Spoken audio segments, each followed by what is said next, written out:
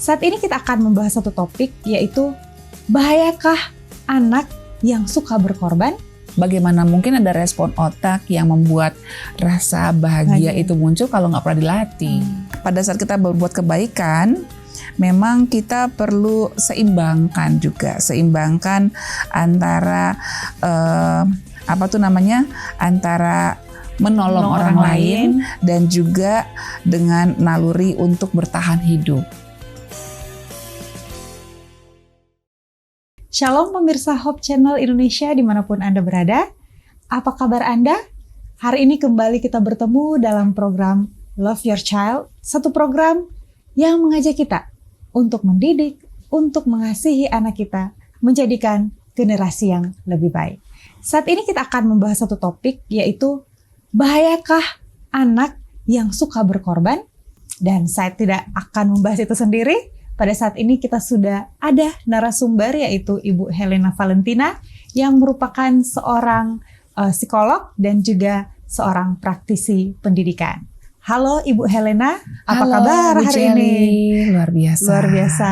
Kita ada sama ya? Iya ya, nuansanya bersama nih kita nih. Mirip-mirip. Hijau-hijau ya, suka berkorban. Berkorban memberi kehijauan kesegaran. Kita akan membahas nih Bu Helena tentang anak yang suka berkorban. Apakah itu bahaya? Kita akan membahasnya, pemirsa tetap bersama kami. Dan saat ini mungkin Ibu Helena mendahului itu semua. Ada kata yang sering dipakai saat ini, yaitu altruisme. Tentang berkorban. Nah, mungkin pemirsa baru pertama kali mendengar kata ini atau mungkin ada yang sudah sering ya mendengar. Nah, mungkin pertama dulu nih, Ibu Helena, bolehkah Ibu Helena menjelaskan arti kata itu? Jadi altruisme ada hubungan dengan berkorban ya, suka berkorban. Intinya altruisme itu adalah lawan kata atau sikap yang bertolak belakang dari egoisme. Kalau egoisme kan fokus utamanya adalah saya. Kalau mau ngerjain apapun itu tidak menguntungkan saya, nggak mau gitu kan. Tapi kalau altruisme justru fokus utamanya adalah orang lain. Ini istilah ini sebenarnya pertama kali dikemukakan oleh seorang ahli filsuf namanya Auguste Comte. Ya, dari Perancis ya. Jadi di bahasa Perancis sendiri altruisme ini berasal dari kata autrui. Jadi di Latin dibilang arteri, artinya orang lain. Jadi fokus utamanya adalah orang lain. Jadi biasanya pahlawan, mama, orang tua yang baik biasanya punya jiwa besar banget untuk altruisme pada anaknya gitu ya. Tapi kalau altruisme sebetulnya pada banyak orang. Jadi buat dia kepentingan orang lain itu lebih yang tinggi utama daripada kepentingan diri sendiri. Makanya ada loh pahlawan mau rela berkorban sampai titik darah penghabisan. Sebenarnya kan dia ngapain sih bikin kayak begitu, kan sebenarnya dia punya hak dong untuk bisa bahagia bersama istrinya, bersama anaknya. Ngapain dia harus berperang dan dia memperjuangkan kemerdekaan negara kita kan gitu kan ya. Tapi itulah yang namanya sikap altruisme yang ada pada orang-orang yang punya semangat yang besar dalam memperhatikan kepentingan orang banyak dibandingkan kepentingan dirinya sendiri. Nah, ini kan untuk pahlawan Ibu Helena. Sekarang kan kita nih untuk anak-anak. Untuk anak-anak berarti kan ada rasa anak-anak ini untuk berkorban untuk orang lain, atau bisa dibilang di sini menyenangkan. Pernah punya kasus? Pernah. Kayak gimana tuh Bu Jeli?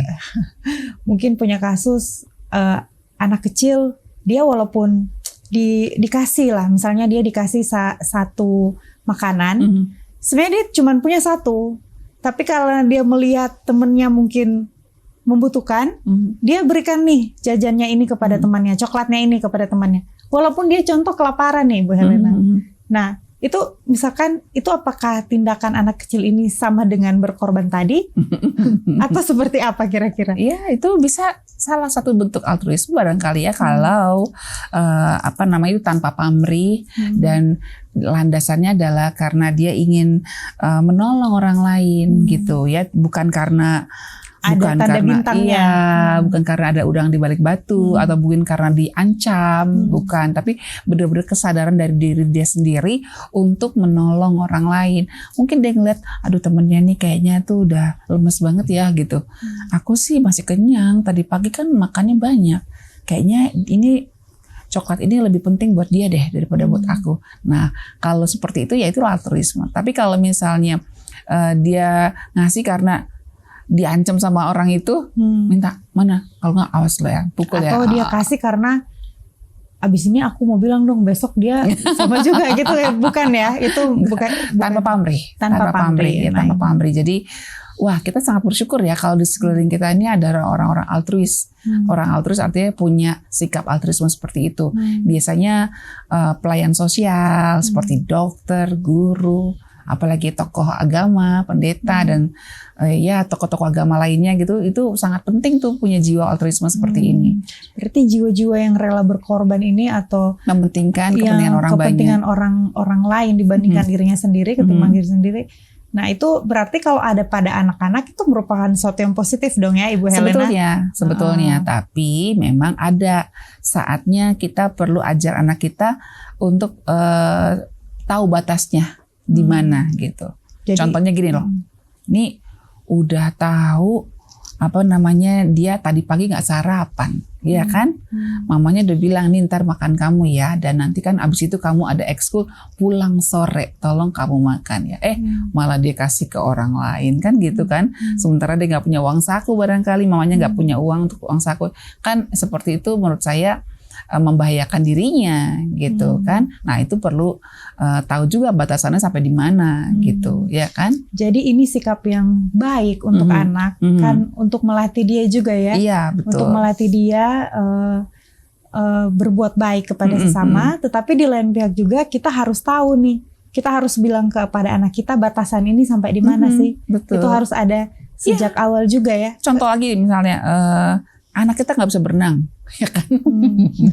Belum bisa berenang nih.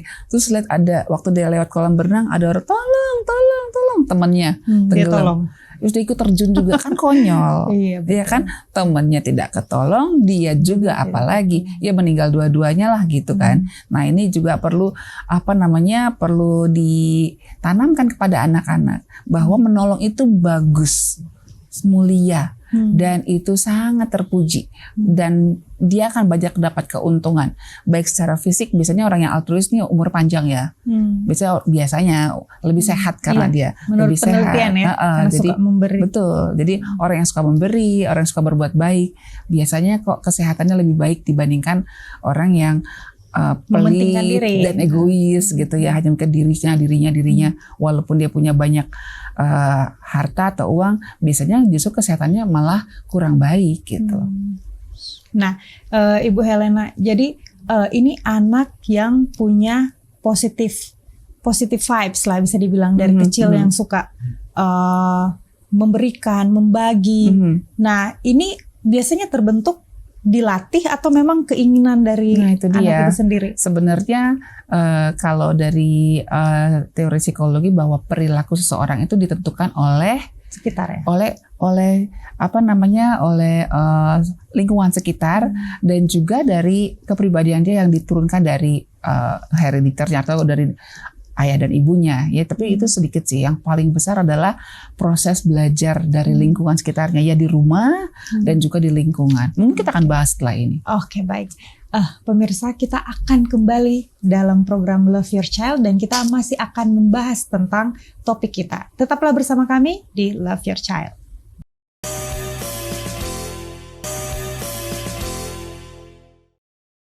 Pemirsa Hope Channel Indonesia, kembali lagi bersama kami dalam Love Your Child. Dan saat ini kita masih membahas tentang bahayakah anak yang suka berkorban. Nah, Ibu Helena melanjutkan tadi nih pembicaraan kita. Kenapa sih orang itu bisa altruis gitu, Bu Helena? Kenapa suka berkorban? Suka berkorban. Suka berbuat baik. Kenapa sih kok dia suka mementingkan orang lain?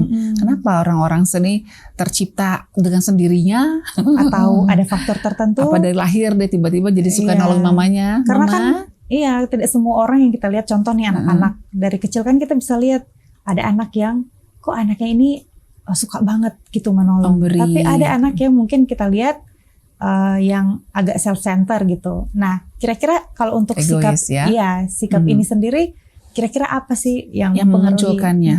Yang pertama memang sebetulnya kita punya loh yang namanya amigdala dan juga bagian prefrontal ini ya.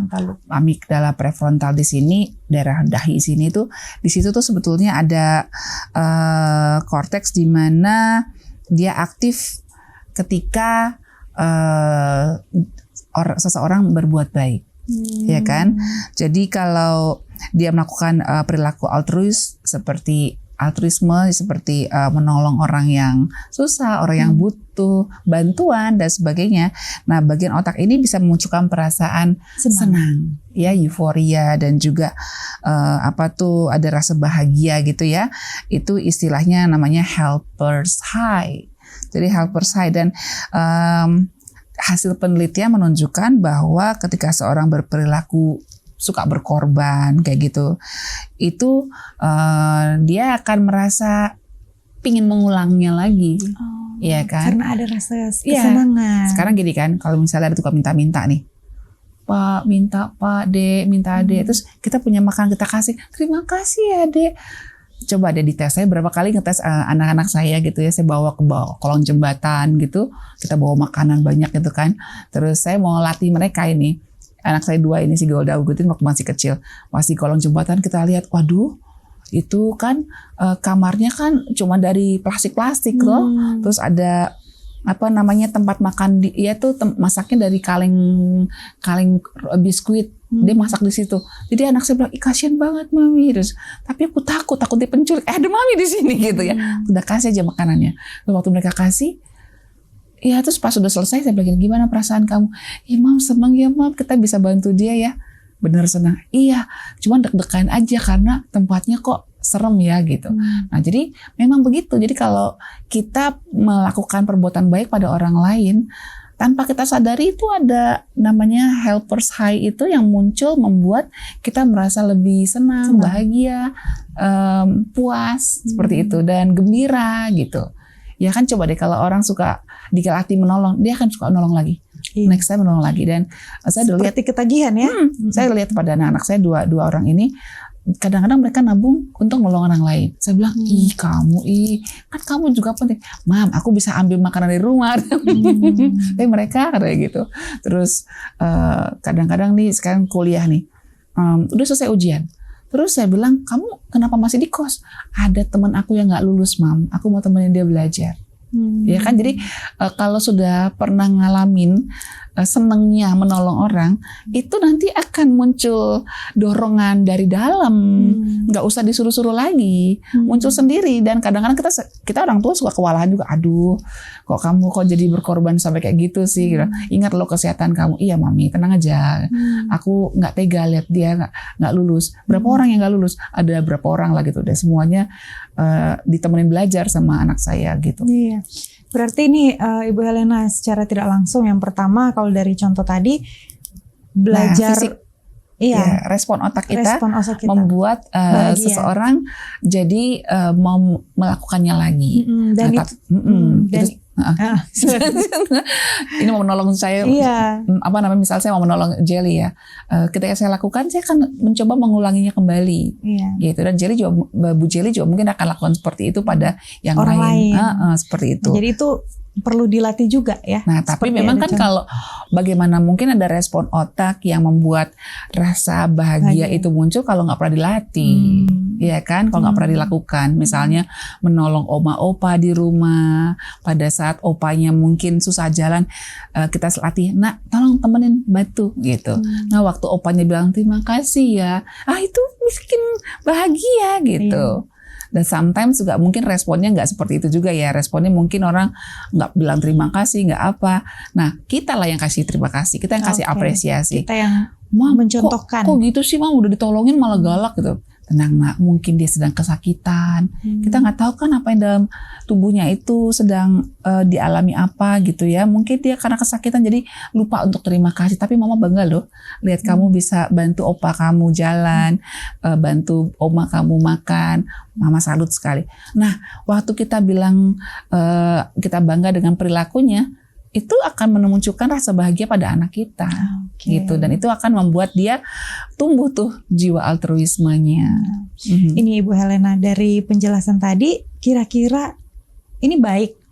Masih ada lagi loh. Oh, masih ada lagi. Masih ya? ada lagi. Jadi selain tadi respon otak yang memang secara alami Tuhan sudah kasih ya, supaya kita bisa punya dorongan untuk melakukannya lagi. Itu kan Tuhan yang kasih toh otak ini. Yang kedua memang harus diciptakan dari lingkungan. Jadi mama, papa coba sepakat. Kita mau bikin anak-anak jadi suka penolong atau anak-anak yang egois. Iya kan? Sebenarnya sebelum menikah tuh udah diobrolin, kalau pacaran tuh yang diomongin itu harusnya. Kayak gimana sih ke depan untuk calon. Iya, jadi yang diomongin jangan cuma sekedar kamu cantik ya, kamu ganteng ya, kamu cantik banget ya, kamu ganteng banget, jangan gitu terus gitu loh. Iya kan, tapi visi ke depan. Iya, visi ke depan. Jauh. Bahkan tentang bagaimana mendidik anak udah dipikirin gitu. Kita mau bikin anak yang suka menolong atau jadi orang yang egois. Itu bisa ketahuan loh. Ternyata cowokku nih egois ya, ngapain nolong orang lain? Udah jangan terusin deh ya. Itu tes Bahaya awal tuh. sebenarnya ya. Iya, dan karena itu kan akan menjadi atmosfer buat anak kita, akan menjadi sosok yang bertumbuh menjadi berkat buat orang lain, masyarakatnya, atau justru menjadi sumber masalah gitu, ya kan? Nah, yang ketiga juga norma sosialnya. Jadi di mana dia sekolah, di mana dia beribadah, ya kan?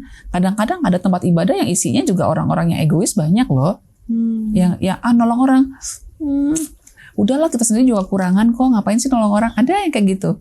Ada seperti itu. Jadi kita perlu tempatkan anak kita di tempat di mana kalau kita mau anak kita jadi altruis ya, ya tempat di mana komunitas itu adalah komunitas yang suka menolong. Jadi normanya dapet tuh bahwa hidup ini adalah kesempatan. Nggak mau nyanyi nih. Iya kan?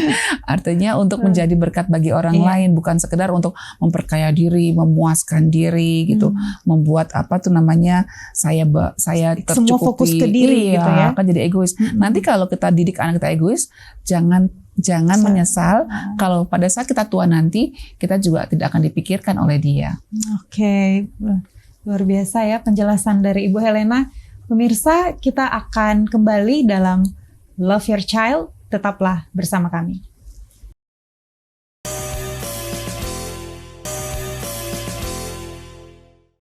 Pemirsa, kembali lagi kita dalam program Love Your Child. Dan kita masih membahas tentang bahaya ke anak yang suka berkorban. Nah, kita masuk nih Ibu Helena kepada adakah batasan? Tadi kan sudah dijelaskan banyak hal di depan. Bagus ini anak yang suka berkorban, yang memiliki sikap suka berkorban, menolong orang lain, dan lebih mementingkan orang lain daripada dirinya sendiri. Betul. Tapi mungkin yang jadi pertanyaan di sini Ibu Helena, adakah batasan itu? Atau nggak apa-apa lah kita berkorban untuk orang lain aja gitu. Nah, apakah ada batasan? Dan kenapa pada topik kali ini ada kata bahaya gitu? Artinya apa sih yang menjadi bahaya dari anak yang suka berkorban? Betul. Jadi mungkin di segmen pertama tadi sempat kita sebut ya bagaimana pengalaman dari seorang yang begitu altruisnya tanpa memperhitungkan tentang keselamatan dirinya, sehingga pada saat dia ada orang minta tolong di kolam berenang, dia lupa bahwa dia sendiri nggak bisa berenang gitu ya, dia langsung terjun dan tenggelamlah bersama-sama kan. Ya kan, itu kan konyol kalau menurut saya ya. Jadi sebetulnya pada saat kita mendidik anak-anak kita untuk berlatih menolong, kita juga perlu ingatkan bahwa ada loh sebuah tulisan, sebuah kalimat yang perlu kita renungkan, kasihilah sesama manusia seperti dirimu sendiri. Jadi ya diri ini juga harus disayang juga loh, Tuhan yang suruh ini. Jadi pada saat kita berbuat kebaikan, memang kita perlu seimbangkan antara antara menolong orang lain dan juga dengan naluri untuk bertahan hidup. Karena kita sendiri juga harus hidup kan. Kita punya tanggung jawab, apalagi kita sebagai ibu, sebagai ayah. Jangan sampai nanti kita dimanfaatkan oleh orang lain. Nah ini berarti dia. negatifnya yang pertama ya. Gampang dimanfaatkan. Banyak sekali anak-anak muda remaja ini gitu akhirnya jadi people pleaser. People pleaser tuh artinya dia cuma berusaha menyenangkan orang lain, nggak berani berbeda, takut berbeda.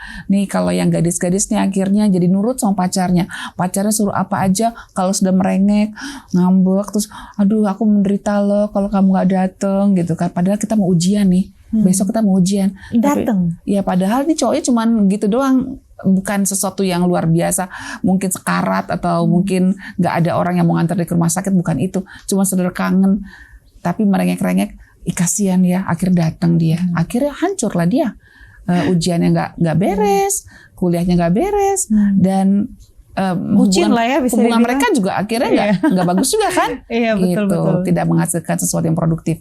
Dan mungkin juga ada anak-anak cowok yang karena nggak tega menolak temennya yang ngajak merokok misalnya gitu ya, karena orang ini kita lihat kayaknya sungguh-sungguh dan tulus memberi, ayo yuk lihat mukanya, dia nggak tega untuk menolak ya, menolak akhirnya dipakai deh tuh rokok. Dan itu saya sering dengar tuh dari remaja laki-laki biasanya, karena ketika temennya atau sahabat yang sudah dianggap dekat itu mukanya kelihatan kecewa, dia nggak sanggup ngelihatnya gitu. Nah jadi sikap altruisme ini juga harus dibarengi dengan mengasihi diri sendiri. Iya, mendidik anak-anak untuk memikirkan tentang naluri bertahan hidup.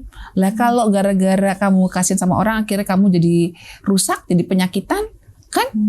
Itu kan berarti bukan altruisme sejati. Kalau tadi kan artinya tanpa pamrih dan tidak berharap untuk disanjung atau diterima, bukan itu. Tapi karena memang kita mengasihi dia. Jadi kalau kita mengasihi dia, ya kita juga pikirkan juga dengan diri kita yang harus dikasihi kan kayak gitu. Susah untuk kita bilang bahwa kita mengasihi orang lain kalau kita nggak mengasihi diri kita. Sementara kayak pahlawan itu kan dia memperjuangkan negara ini misalnya ya supaya merdeka, dia berkorban, tapi dia sebenarnya membela dirinya juga supaya saya juga merdeka gitu. Nggak cuman orang lain, saya juga ingin merdeka kan gitu. Ya sikap ya kan? Berarti secara tidak langsung sikap altruis ini itu harus positif ya. Logis juga. Ya, jadi ingat bahwa kita juga sudah dititipkan tubuh yang harus dijaga. Jangan sampai karena kita punya dorongan empati, kita ingin menolong orang lain, tapi akhirnya keluarga kita hancurkan, ya kan? Tolong dong saya pinjam uang gitu kan. Soalnya saya perlu nih buat ini. Akhirnya kita nyolong dia punya mama, ya kan? Kita nyolong dia uang siapa. Nah kalau orang tua mungkin karena menolong teman bermainnya di masa kecil, saya sering dengar nih kayak gini nih ya, ada bapak-bapak akhirnya anaknya jadi kurang makan deh, karena uangnya dipakai buat nolong teman-temannya gitu. Padahal Tuhan kan bukan titipkan teman, tapi titipkan anaknya untuk dijaga, dirawat dan dipelihara kan gitu kan. Prioritasnya harus dipikirkan juga. Betul. Gitu. Menolong orang lain boleh, tetapi kita harus logis juga di sini. Iya, siapa prioritas yang harus kita utamakan dalam menolong. Nah, anak-anak kita didik juga seperti itu. Di sekolah kamu boleh memberi, nah mungkin bagi 2 gitu kan. Misalnya kamu punya makanan 1 pisang, teman kamu nggak punya, mungkin bisa dibelah, separuh dia, separuh saya. Jangan semuanya buat dia dan kamu bengong gitu kan. Iya. Atau mungkin yang paling itu nih, kalau anak-anak sekolah mungkin karena sikap berkorbannya tinggi, mungkin temannya pas ujian tidak tahu jawaban. Iya kan? Kasihan nanti dia nggak lulus gitu nanti ya. Dia nggak lulus. Dia kasih gitu jawabannya. Nah, bagaimana itu? Betul kan? Galena? Itu kan bahaya toh. Akhirnya nanti dia juga ikutan kena sanksi. Jangan-jangan dua-duanya nanti nggak naik kelas lagi. Jadi saya teringat tuh ada kisah tentang 5 gadis bodoh dan 5 gadis bijaksana ya. Saya sempat berpikir, kenapa 5 gadis bijaksana tidak mau berbagi? Nah, apakah dia nggak punya empati? Tapi kalau akhirnya kita pelajari bersama hari ini bahwa mereka punya naluri untuk menolong, tapi mereka juga punya naluri untuk bertahan hidup, ya kan? Dia sendiri kan juga harus bisa selamat nih, gitu kan? Dia sendiri juga harus bisa mempertanggungjawabkan hidupnya gitu. Jadi ya ini nggak dibagi 2 tidak mungkin, karena ntar dua-duanya mati. Jadi ya kamu ya carilah minyaknya untuk pelita kamu yang tidak harus bijaksana punya. ya, Jadi gitu. Jadi artinya pada saat kita altruis, pada saat kita menolong orang lain, kita juga harus berpikir tentang naluri bertahan hidup pada diri kita dan juga pada anak kita didik seperti itu. Oke, Bu Helena, kita sudah mendapatkan banyak penjelasan, pencerahan tentang anak yang suka berkorban ini. Mungkin Ibu Helena ada kesimpulan atau ada tips yang ingin dibagikan kepada parents atau orang tua di luar sana? Saya pikir kita perlu ingat bahwa anak-anak adalah titipan Tuhan dan mereka harus kita bawa menjadi seperti yang Tuhan mau.